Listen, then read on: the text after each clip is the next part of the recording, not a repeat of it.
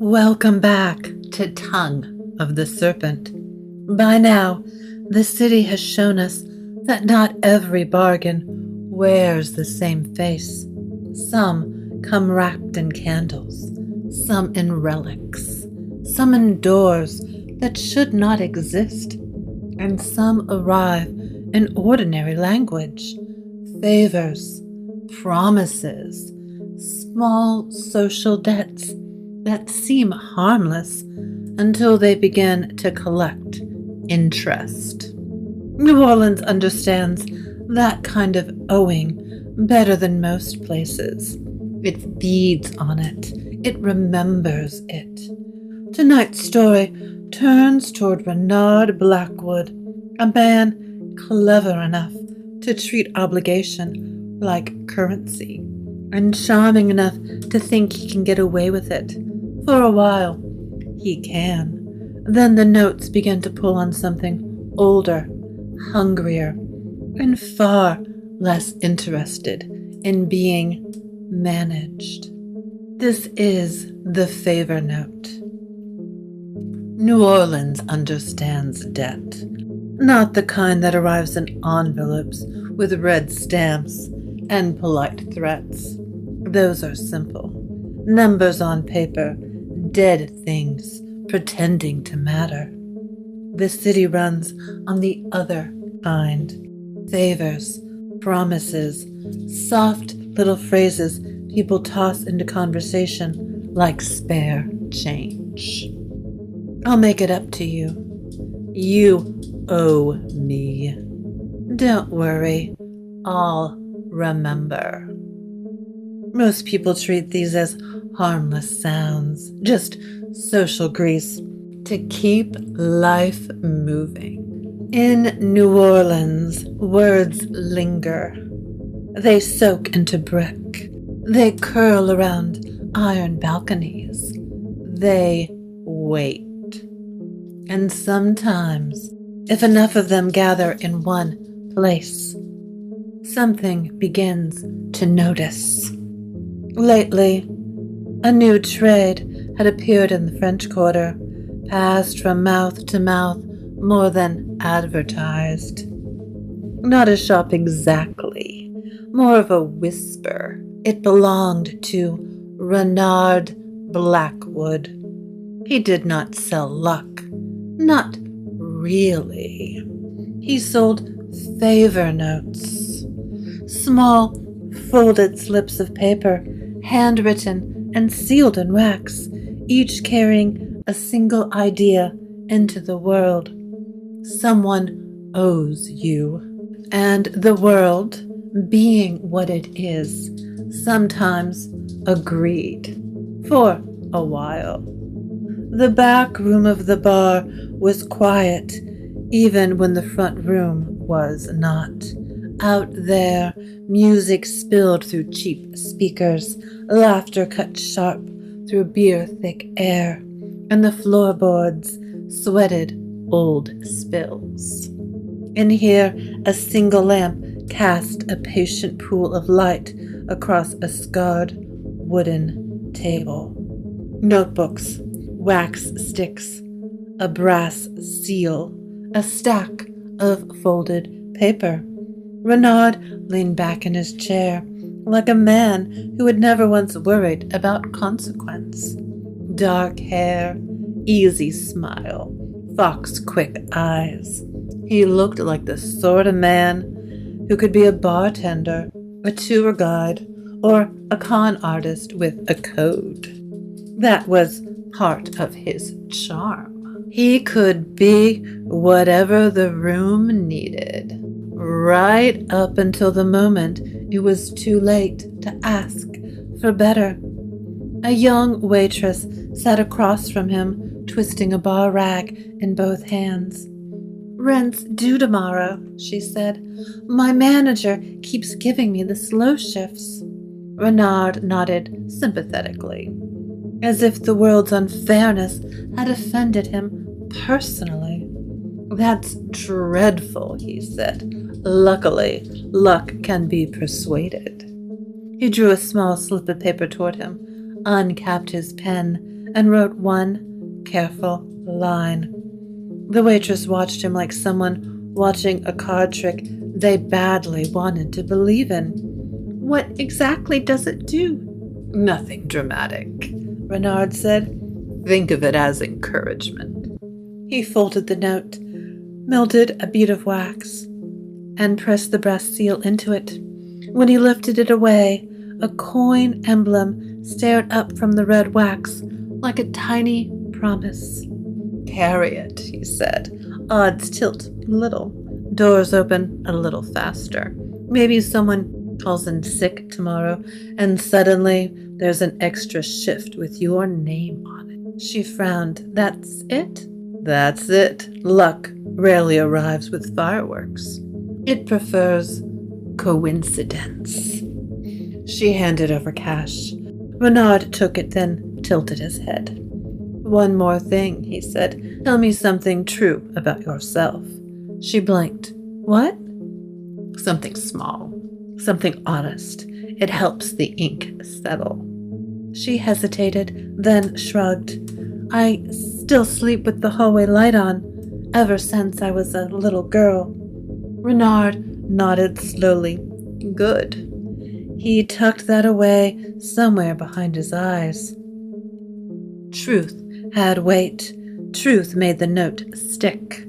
The waitress left, clutching her favorite note like a life raft. A little later, a trumpet player came in, shoulders bowed with exhaustion. "I've got an audition tomorrow. I just need the band leader to notice me." Renard wrote another note, folded it, sealed it, handed it over with the same quiet confidence. The man left, hopeful. The room settled again. Renard began writing a third note, but as the pen touched paper, the candle flame beside him tilted sharply toward the fresh ink. He paused. There was no breeze from the door, no draft from the hallway, but somehow the flame was leaning toward the words as though something in the room had suddenly grown interested. Renard raised an eyebrow, then kept writing. The first odd thing he noticed was that the ink refused to dry. Usually the paper drank it greedily. That night, the letters sat on the surface, glossy and dark as oil. He waved the note once, twice. Still wet. "Cheap paper," he muttered, though it was the same paper he always used. The second odd thing was the wax. When he pressed the seal down, the impression should have come out clean. Instead, it looked faintly disturbed, as though something beneath it had shifted at the last moment. A pale discoloration bloomed around the coin emblem. Renard stared at it, then set it aside with the others. 3 days later, the waitress came back. "It worked," she said. Renard smiled lazily. "Of course it did." "I got the shift. 3 people called in sick. My manager said I saved the night." "That's excellent news." She hesitated. "My sister got fired the same day." Renard considered that for half a second. "Unfortunate, but unrelated." She nodded, though she did not look convinced. 2 days after that, the trumpet player returned. "Got the gig," he said. "Congratulations." The man did not smile. The guy who usually plays trumpet broke his wrist the day before. Renard leaned back. "Accidents happen." The musician nodded uneasily. "Yeah," he said, and left. After that, the room grew quieter.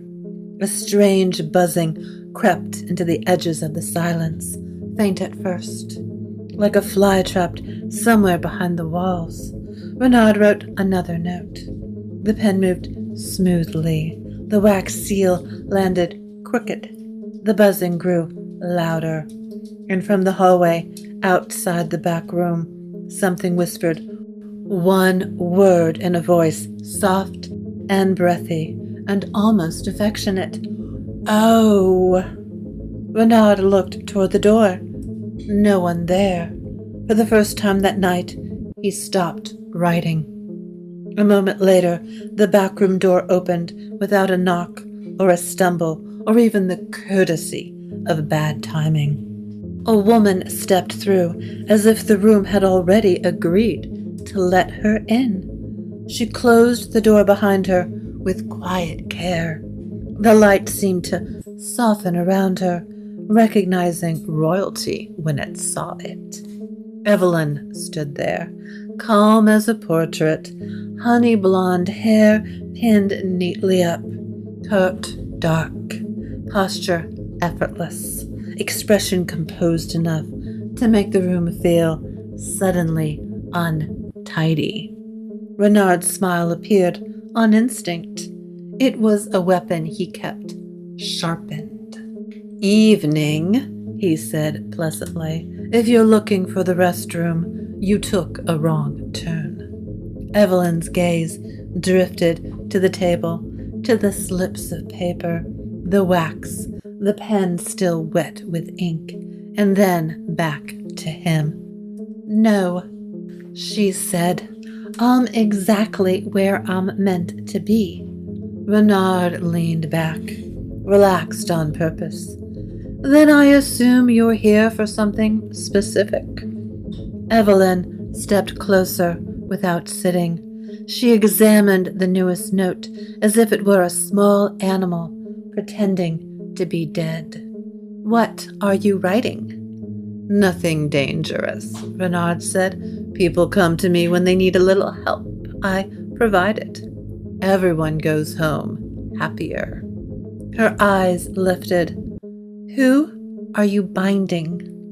His smile held, though something behind it tightened. "No one. That's a dramatic way to describe stationery."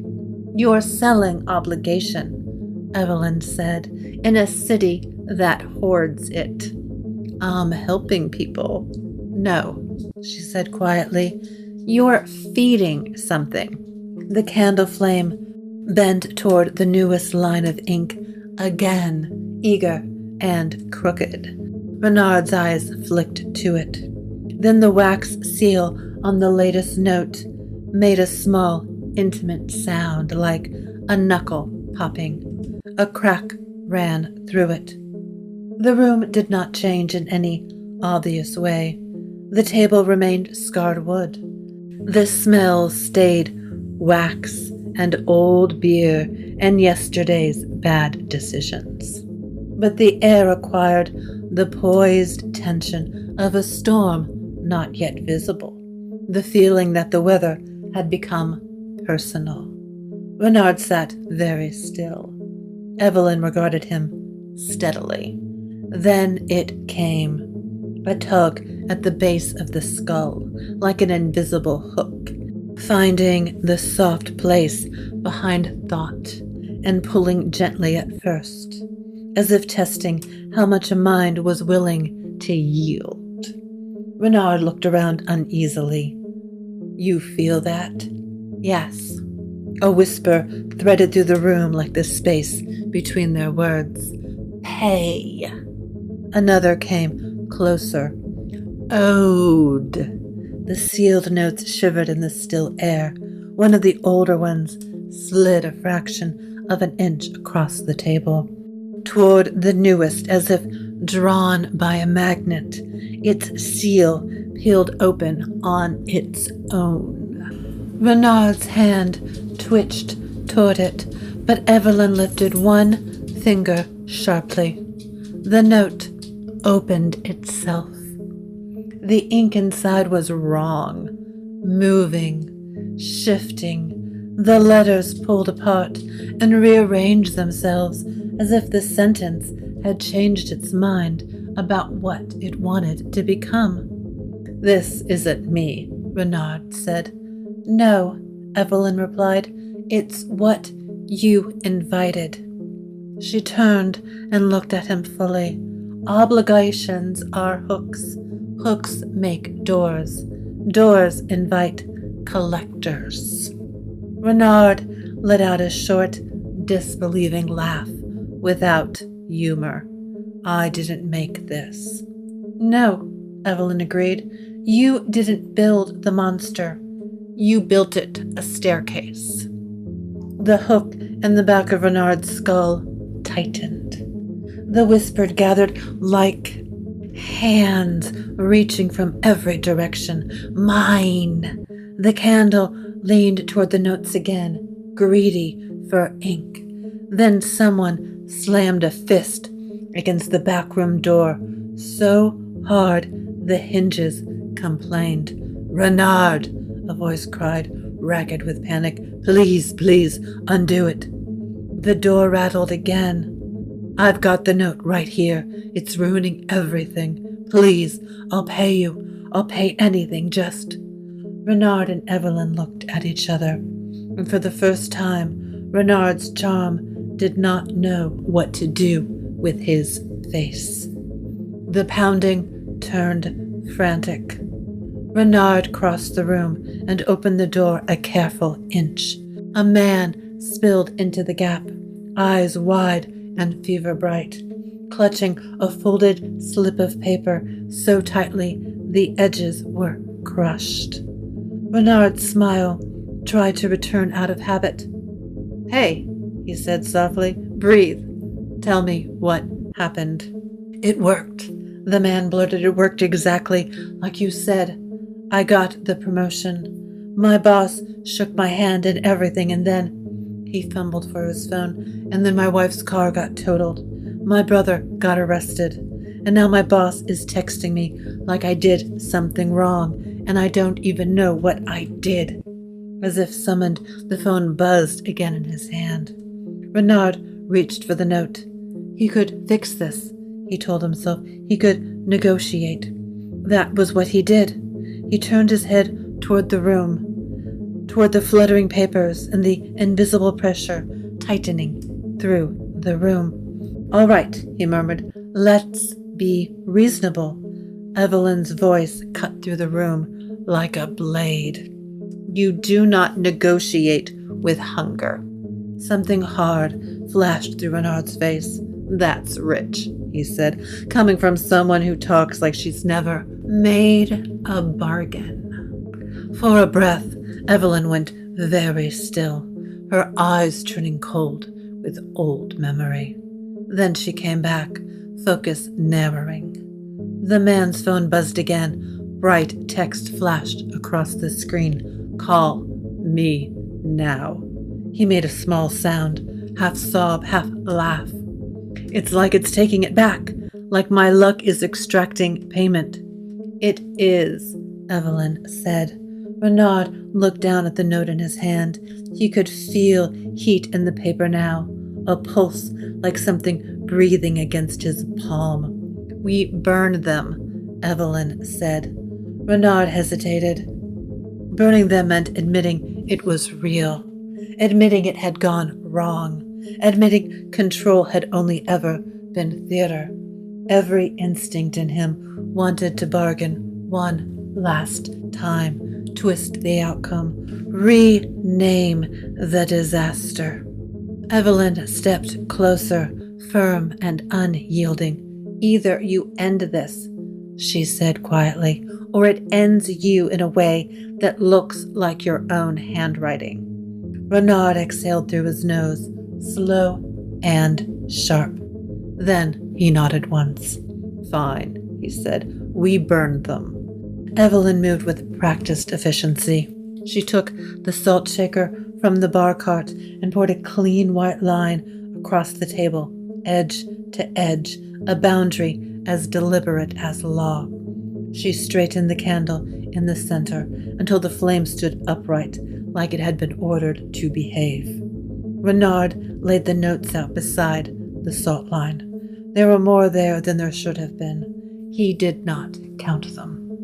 The buzzing rose instantly, angry now, the room turning hive-tight around them. The door handle jiggled once, then again, as though the hallway itself wanted in. The frantic customer stood near the door shaking. Renard reached for the man's note first. It would have been easier to start with another one, something less immediate, something that did not have a witness attached to it, but he took the crumpled slip anyway. "Give it here," he said, gentler than he meant. The man released it, as if it were burning already. Renard held it over the candle. The paper resisted, quivering, and then the flame leaned toward it eagerly. It caught. The smoke smelled wrong. Rotting flowers. Funeral bouquets left too long in standing water. The flame turned blue-green for one eerie heartbeat, then flashed gold like sunlight off a coin. The buzzing spiked. The other notes fluttered harder, slapping softly against the wood. Whispers threaded through the room, overlapping until they became a chorus. Pay. Owed. Mine. Renard's wrist jerked as the flame snapped upward, licking too close to his fingers. Evelyn's hand closed around his wrist, cool and steady. "Hold," she murmured. He looked away, but held.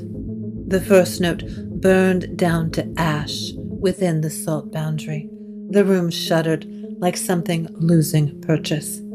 Then they worked through the rest. Renard filled the notes to the flame, one by one, while Evelyn watched the line, corrected the salt where it thinned, and kept the candle straight like a judge presiding over an ugly little execution. Each note burned the same way: blue, green, flare, gold flash, wrong smoke, then ash. With each one, the buzzing thinned, the pressure weakened, the swarm collapsed inward. Finally, only one note remained, the newest one, the one with the cracked seal. Renard hesitated. Evelyn said nothing. She only waited. Renard lifted it, held it to the flame, let it go. This one caught quickly, almost with relief. The gold flare was brighter than the rest. Then it folded into itself and became ash. The pressure in the room released all at once, like a breath that had been held too long, and finally given up. Silence dropped into place. Real silence this time. Renard stared at the ashes. Evelyn lowered her hand. The frantic customer looked at the black dust on the table as if it might leap back into paper. "It's gone," he whispered. Evelyn gave him a small nod. "Go home," she said, "and stop borrowing miracles." He nodded too hard, thanked them too many times, and stumbled out as if afraid the hallway might still change its mind. The door shut. Silence returned heavier now because it was private. The lamp flickered merrily. The table became just a table again. The candle stood there, looking innocent. Renard rubbed a smear of wax with his thumb, slow and furious. "You didn't have to walk in here and make a sermon," he said. Evelyn's expression stayed composed. "You didn't have to build a staircase for a collector." The look he gave her lost what little softness it had. "Next time, don't come into my business and call it mercy." "Next time," she said, "don't mistake hunger for opportunity." They regarded each other for a long moment, the kind that cuts without raising its voice. Then Evelyn added, almost against her own will, "You did the right thing, eventually." Renard scoffed thinly. "Don't make a habit of saying it. New Orleans loved unlikely partnerships. Saints and sinners shared sidewalks. Predators drank beside prey. Sometimes the people you fought beside were the very ones you would cross the street to avoid in daylight. Renard Blackwood would tell himself he had saved his business. He might only have stopped something hungry from learning his name. Under the table, a tiny fleck of wax remained, stuck to the wood, like a secret. And if you listen closely, there was still the faintest trace of buzzing, because debts do not vanish. They wait. You've been listening to Tongue of the Serpent. That was The Favor Note, a story about obligation, appetite, and the dangerous little lie that a clever person can always stay one step ahead of hunger. In New Orleans, favors are never just favors for long, and the things you write down have a way of learning how to read you back. Until next time, mind what you owe, mind what you promise, and be careful when the world begins agreeing with you too quickly.